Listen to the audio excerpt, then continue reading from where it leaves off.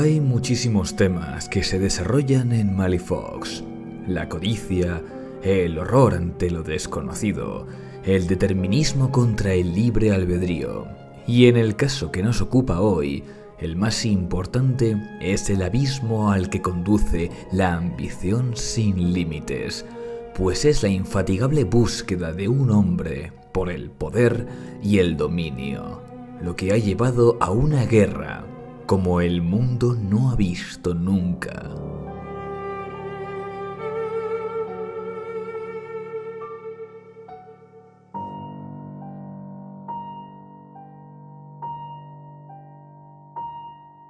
The Other Side es un wargame que comparte el mismo universo que Malifox, pero que tiene dos diferencias clave. La primera que nos encontramos es que no va de bandas y personajes, sino de ejércitos y comandantes. La segunda es que ocurre no en un mundo de magia y lugares extraños, sino en la Tierra, que también tiene magia y lugares extraños, pero es nuestro hogar. No penséis que este es un juego secundario, no señor. La historia de lo que ocurre en Malifox y lo que ocurre en The Other Side están íntimamente ligadas, así que con el propósito de mostrar toda la historia de Malifox, también habremos de ver toda la historia de The Other Side. Y os preguntaréis, Triunvirato, si hay una guerra en la Tierra, ¿cómo es que nunca hemos oído hablar de ella? Pues porque esta guerra comienza inmediatamente después de lo que hemos visto en Ripples of Fate, y como la idea es narrar los eventos según su orden cronológico, en los próximos vídeos de este universo repasaremos todo el contenido del reglamento básico, hablando primero de su introducción, luego de las facciones y finalmente del relato que cierra este reglamento.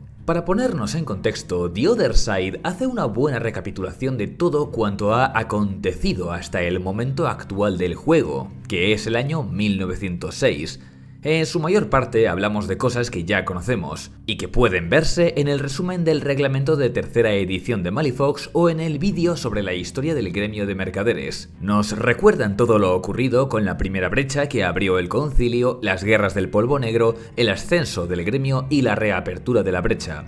Sin embargo, un pequeño punto en el que la introducción hace hincapié es en que la primera vez que se abrió un portal a la Tierra que iba desde la Tierra hasta Malifox, no fue con el ritual del concilio de 1787. Al contrario de lo que un individuo de este universo encontraría en un libro de historia, a lo largo de los siglos o incluso milenios ha habido portales entre ambos mundos que han permitido la entrada de criaturas mágicas en nuestro mundo y de humanos en el suyo, siendo la primera de estas incursiones la que hizo el tirano de nombre Dragón al entrar en la Tierra, como pudimos ver con la historia de los Neverborn. Este fue el desencadenante de que se debilitase la barrera entre nuestro mundo y Malifox, explicando a su vez la presencia de ciertas criaturas mágicas en algunas culturas. Así pues, no fuimos nosotros quienes descubrimos Malifox inicialmente, sino al revés. Pero ¿por qué ha estallado la guerra ahora en 1906? Principalmente por dos motivos. Volviendo a mencionar al gremio, esta organización había asegurado prácticamente el dominio mundial, procurando la paz tras las guerras del polvo negro a través del comercio de piedras de alma, pero también mediante la extorsión y el asesinato de figuras clave de los gobiernos de múltiples naciones. El mundo permanecía en paz, pero era una jaula con barrotes de oro, subyugados bajo la tiranía del gremio. Esto no mejoró cuando el gremio colonizó de nuevo Malifox en 1897, obteniendo el monopolio de la importación de piedras de alma a la Tierra para todas las naciones del mundo. Sin embargo, este monopolio duró muy poco, pues otras organizaciones, especialmente una conocida como los Arcanistas, habían iniciado operaciones de contrabando de piedra de alma desde Malifox tan pronto como la brecha se reabrió, haciendo que las naciones de la Tierra tuvieran un segundo proveedor con el que dejar de depender del gremio. En 1904, Reino Unido declaró que se independizaba del gremio, un movimiento de poder que nadie en la Tierra se esperaba. El gremio impuso una serie de embargos con el que trataba de arruinar a esta nación, pero no surtió el efecto deseado. La declaración de independencia provocó, a su vez, la retirada de tropas inglesas de la India y los Tres Reinos, que habían estado trabajando para el gremio como fuerzas de ocupación, disparando con ello toda una concatenación de revueltas en dichos territorios que pusieron pusieron a prueba el poder de la otrora omnipotente organización. Viendo que el gremio estaba perdiendo el control, múltiples naciones de la Tierra se han rearmado y han comenzado a demandar mayores mercancías de piedra de alma al gremio. En resumen, la pérdida del monopolio de piedras de alma del gremio ha provocado que otras naciones ya no dependan de él, por lo que se ven capaces de desafiar la paz que en su día impuso, preparándose para conquistar nuevos territorios o presintiendo que sus fronteras y sus colonias están amenazadas. Ese es el motivo que lleva a rearmarse a muchas naciones de la Tierra, pero el momento en el que estallan las hostilidades es con la llegada del Hombre Ardiente. Retomando el libro Shifting Loyalties, el gobernador general de Malifox, Herbert Kitchener, llevó a cabo un ritual para convertirse en una criatura de poder inmenso, un tirano.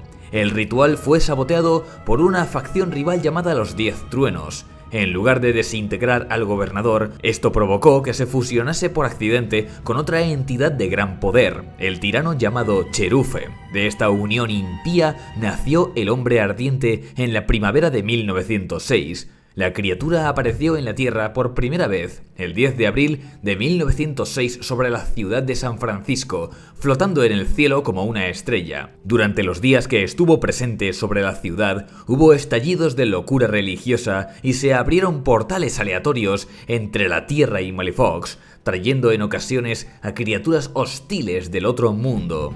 Una semana después de su aparición, el 18 de abril, provocó un terremoto que arrasó la ciudad. En esta primera aparición, se pudo descubrir los terribles efectos que provoca la mera presencia de esta criatura, que son afectar a las mentes de los humanos cercanos para que lo adoren como a un dios y abrir portales entre ambos mundos, que si bien duran poco, estos se abren de forma espontánea y pueden atraer cosas del más allá. Sin embargo, no se ha comunicado en ningún momento con nadie, por lo que sus intenciones son desconocidas. Ni siquiera se sabe con seguridad si actúa conscientemente o si sus apariciones son completamente aleatorias. Durante los meses de abril y mayo se manifestó en lugares de la Tierra aparentemente al azar, todos ellos presentando las mismas consecuencias de su presencia, es decir, cultos espontáneos y portales. Pero su manifestación más importante, la que ha puesto al mundo en guerra, fue la de Londres en junio de ese mismo año, la que llevó a la Batalla de Londres.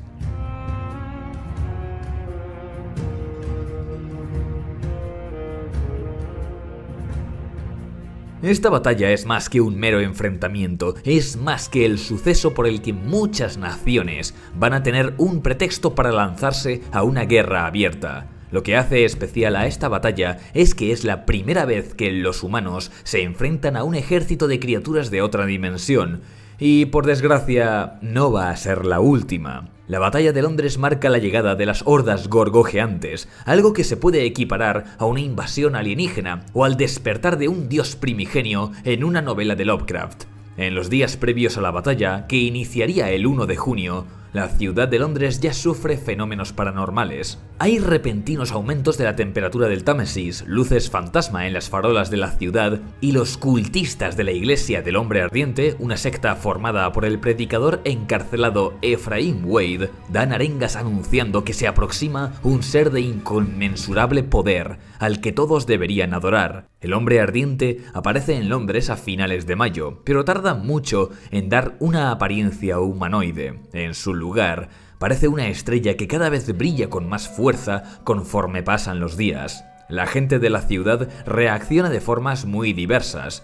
Las agencias de inteligencia militar sospechan que quizá esto es cosa del gremio o de una potencia extranjera, por lo que movilizan al ejército y su fuerza naval al estrecho de Calais, además de detener a algunos delegados del gremio de forma preventiva. En cuanto a la población de la ciudad, muchos deciden marcharse a zonas rurales a medida que se suceden desapariciones cada vez más numerosas y estallidos de violencia espontánea. Para empeorar las cosas, los sucesos sobrenaturales son cada vez más frecuentes, como una muchedumbre que mezcla a gente de todo tipo observando en silencio la luz en el cielo, completamente absortos durante horas.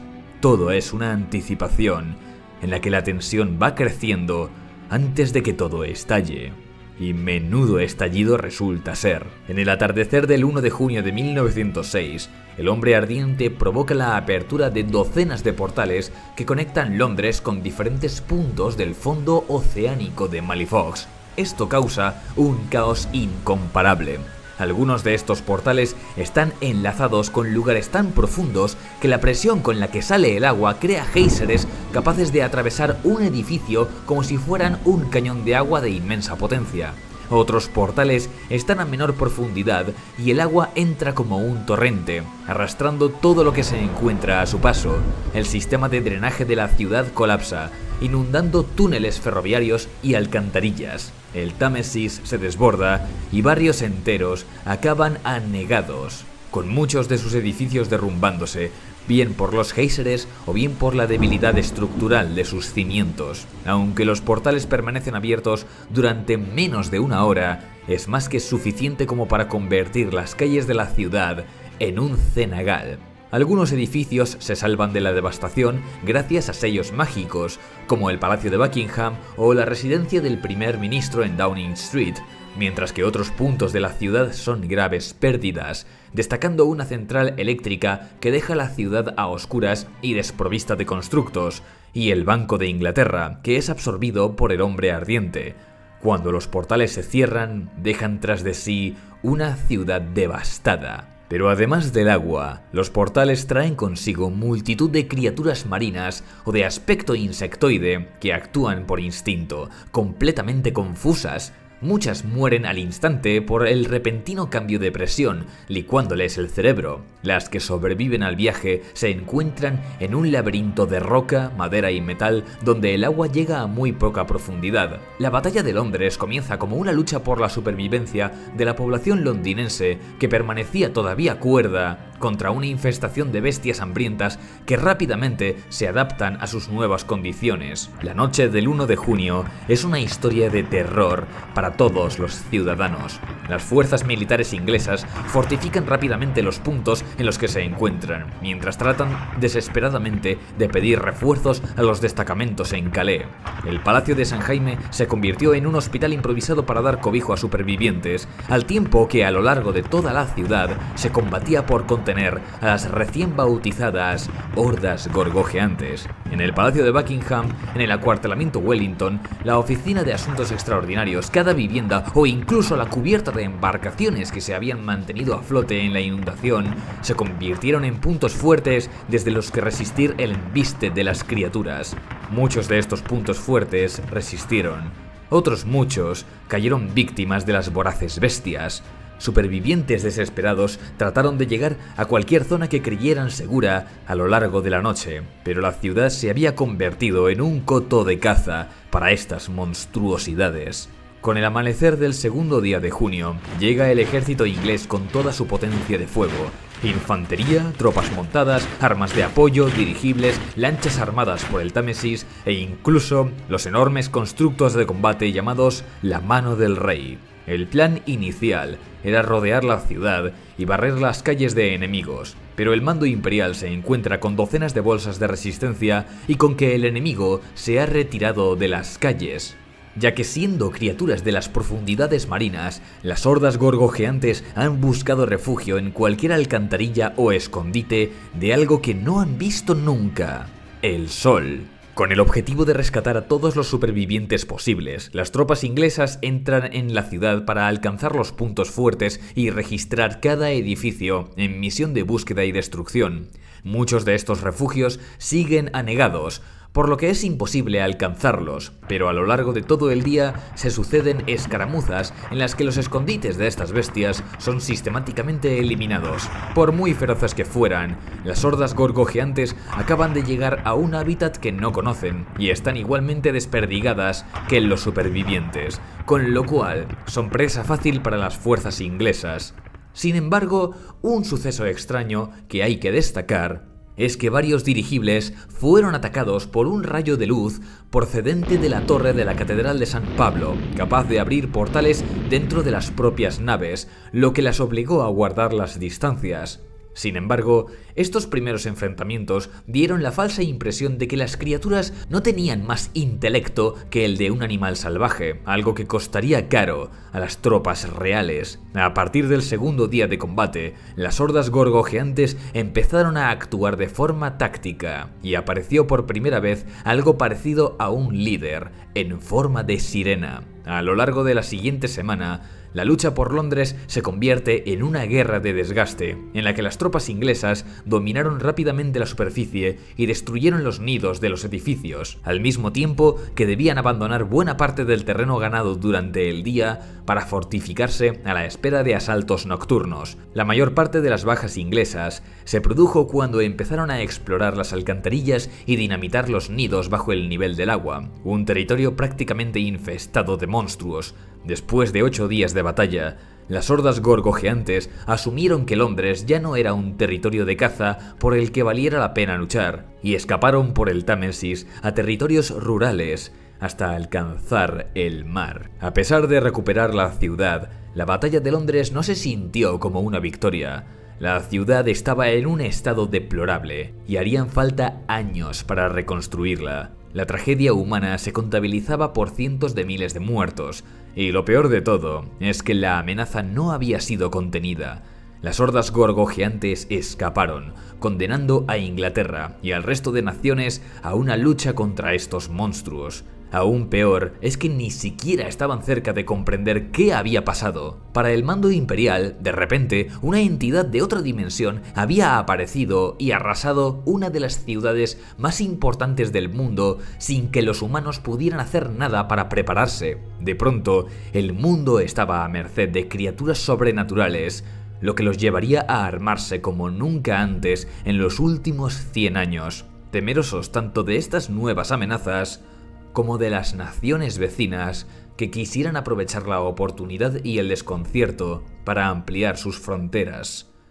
Así comienza la primera gran guerra que la humanidad ha librado en los últimos 100 años, y quién sabe si también será la última. En el próximo vídeo hablaremos de las facciones de la Tierra, Abisinia, el Real Imperio Inglés y el Gremio de Mercaderes. Pero por hoy se despide el triunvirato y os desea a todos una feliz tarde. ¡Chao!